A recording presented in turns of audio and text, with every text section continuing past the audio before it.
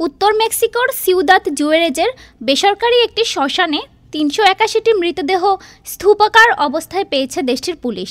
২৯ June স্থানীয় প্রসিকিউটরের কার্যালয় এ তথ্য জানিয়েছে। চিহুয়াহুয়া রাজ্য প্রসিকিউটরের কার্যালয়ের যোগাযোগ সমন্বয়কারী এলয় গার্সিয়া এএফপিকে বলেন, প্রাথমিকভাবে ৩৮১টি মৃতদেহের সন্ধান পেয়েছেন এবং সেগুলো তাদের কাছে আছে। মৃতদেহগুলো অনিয়মিতভাবে শ্মশানে জমা করা হয়েছিল এবং সেগুলোকে দাহ করা হয়নি। গার্সিয়া বলেন, শ্মশানের ভবনে বিভিন্ন কক্ষে মৃতদেহগুলো স্তূপীকৃত অবস্থায় ছিল। তিনি বলেন, মৃতদেহগুলো একটির উপরে আরেকটি মেঝেতে রাখা হয়েছিল। সমস্ত মৃতদেহকে সুগন্ধীকরণ করা হয়েছিল। গার্সিয়া বলেন, ছায়ের পরিবর্তে আত্মীয়দের অন্যান্য উপকরণ দেওয়া হয়েছিল। কর্তৃপক্ষ অনুমান করেছে কিছু দেহাবশেষ ২ বছর পর্যন্ত সেখানে থাকতে পারে।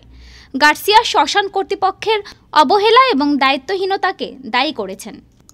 ডেস্ক রিপোর্ট, আজ বার্তা।